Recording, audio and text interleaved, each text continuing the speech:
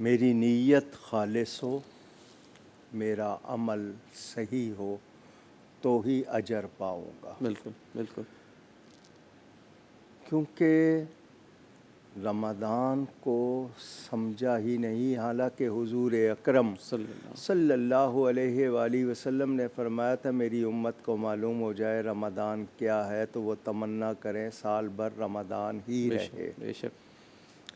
ہم نے تاجروں نے اس کو کمائی کا ذریعہ بنا لیا، کچھ لوگوں نے اپنے ماحول کو، حکمران، سیاست وغیرہ، کھیل کود، سب کے سب جو ہیں وہ اس مہینے میں خالص ہو جاتے، لیکن یہ کہ کوئی اس کا وہ احترام نہیں ہوتا.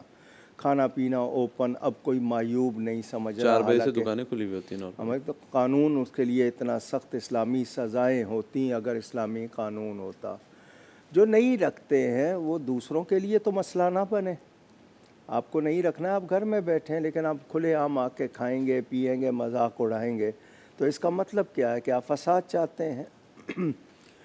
حضور اکرم صلی اللہ علیہ وآلہ وسلم کا ارشاد کا مطلب کمر کس لو، آخری 10 دن ہیں، پتہ نہیں دوبارہ یہ نصیب ہونے ہیں یا نہیں. اللہ، کمر کس لو کہ یہ وقت جو ہے یہ گنوانا نہیں ہے بلکہ کچھ پانا ہے.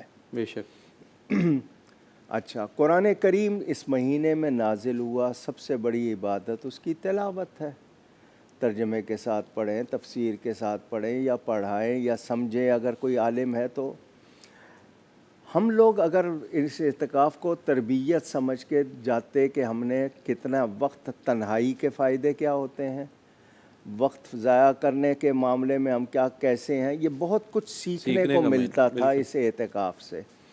لیکن بہت افسوس ہے، بہت افسوس ہے، کیونکہ ہماری مسجد میں اجتماعی اعتکاف ہوتا ہے، ہم لڑکوں کو جس طرح چوریاں کر رہے ہوتے ہیں، ایک دوسرے کے ساتھ وہ جس طرح تمسخر کرنا، مذاق اڑانا، دل آزاری کرنا، عجیب ماحول، کیونکہ کیمرے لگے ہوئے ہیں، اب سب کی حرکتیں سامنے آ جاتی ہیں. بالکل.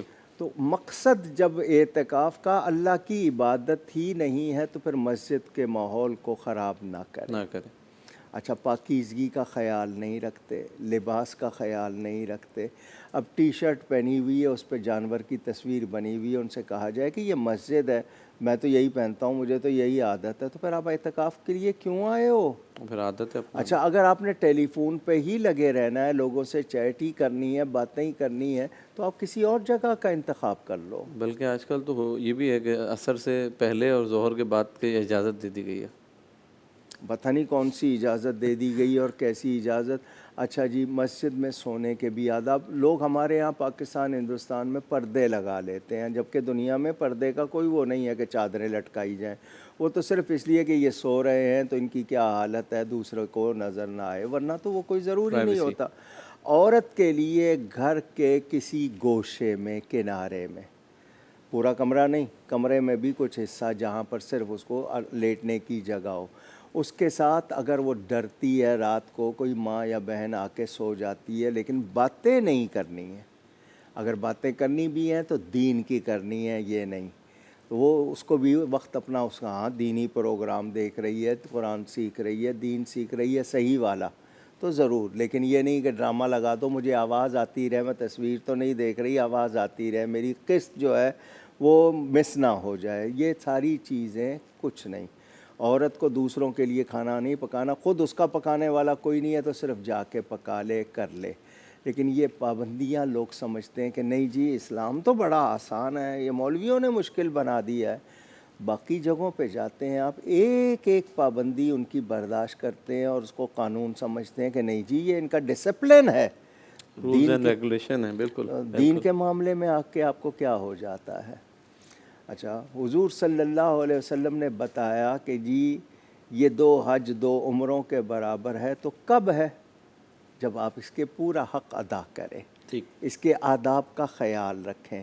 اچھا، ہمارے ہاں پہلے مسجد کا ادب ہوتا تھا، مسجد کے قریب سے بھی لوگ گزرتے تھے تو ادب کرتے تھے، ہارن نہیں مارتے تھے وہاں پہ.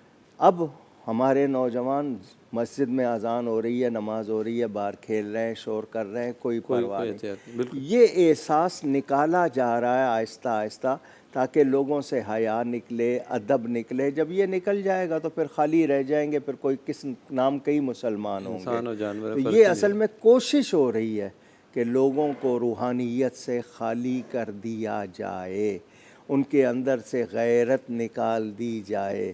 تو اگر یہی رہا تو پھر میں سمجھتا ہوں کہ لوگ جو ہے وہ اعتکاف کے نام پر کچھ اور پکنک کر رہے ہوں گے، کچھ اور کر رہے ہوں گے، ان کی وہ پارٹیاں ہو رہی ہوں گی. بلکہ کافی مساجد میں دیکھا گیا بڑی فرمائشی ڈشز بھی بن رہی ہوتی ہیں.